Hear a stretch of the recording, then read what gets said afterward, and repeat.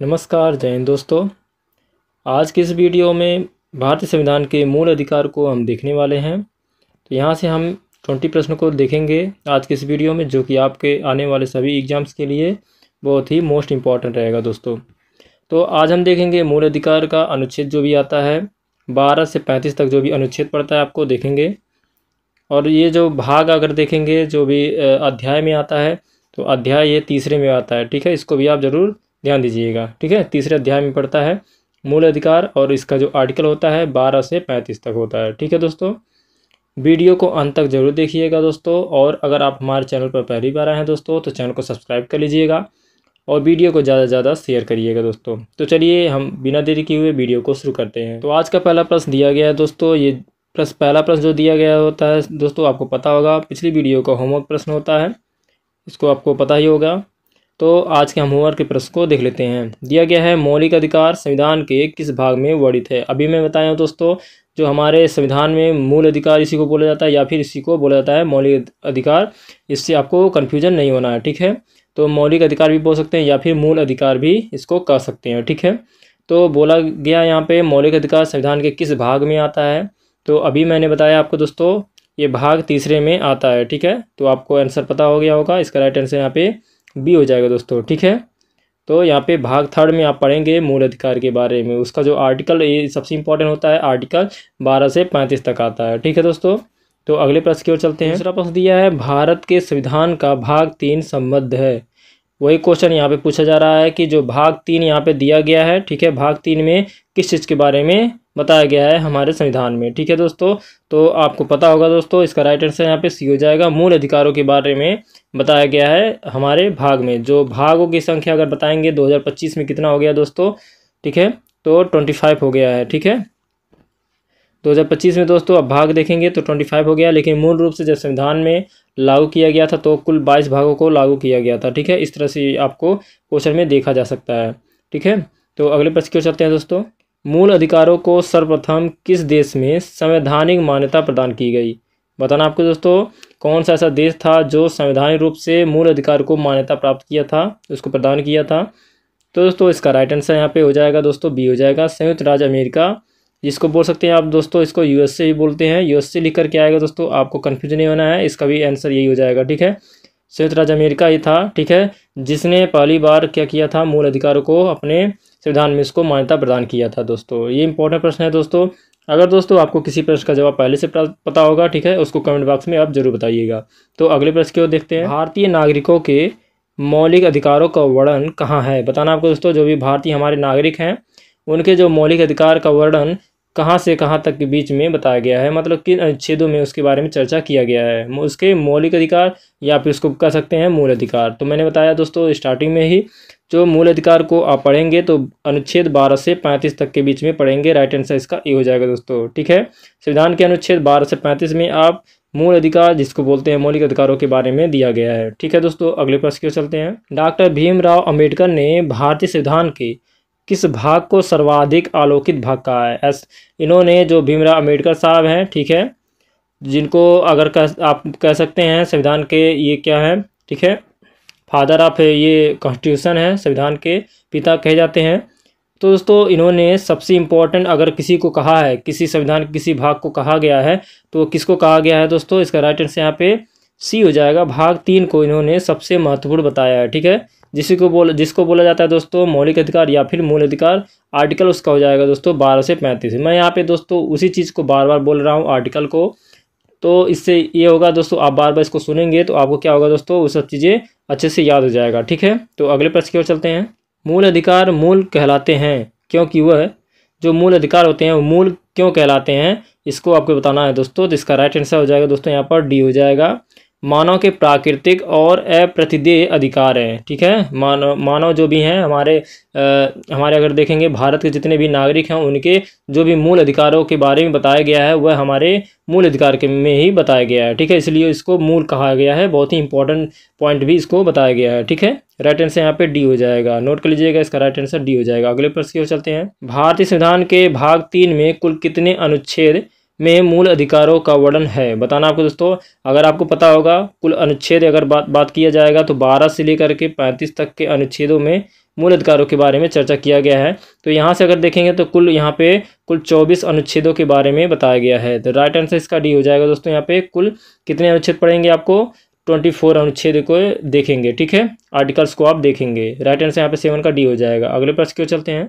प्रारंभ में कितने मौलिक अधिकार दिए गए थे। बताना आपको दोस्तों, जब हमारा संविधान बन करके तैयार हो गया था उस समय कितने मूल अधिकार या फिर मौलिक अधिकार हमारे संविधान में जोड़े गए थे। ठीक है दोस्तों, तो इसका राइट आंसर यहाँ पे हो जाएगा दोस्तों, यहाँ पर बी हो जाएगा। कुल 7 मौलिक अधिकार उस समय हमारे संविधान में मौजूद था। ठीक है दोस्तों, तो आपको बताना है दोस्तों इस समय कितने मौलिक अधिकार या फिर मूल अधिकार हैं।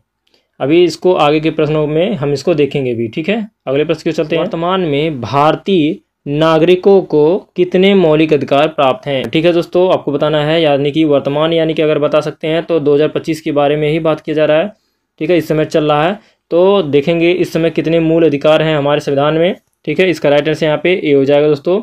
अभी मैं बताया हूँ जब स्टार्टिंग में मूल अधिकारों को लिया गया था तो कुल 7 मूल अधिकार हमारे संविधान में जोड़े गए थे। ठीक है, लेकिन इस समय अगर बात किया जाएगा तो ये 6 हो गया है टोटल। ठीक है, आपको बताना है दोस्तों वो कौन सा ऐसा जो मूल अधिकार था जिसको हटाया गया है और किस संविधान के संशोधन में उसको हटाया गया था। इसके बारे में अगर आपको पता होगा दोस्तों तो कमेंट में ज़रूर बताइएगा। इससे क्या होगा दोस्तों, हमें पता चलेगा कि आपको इसके बारे में अच्छे से नॉलेज है। ठीक है, अगले प्रश्न की ओर चलते हैं।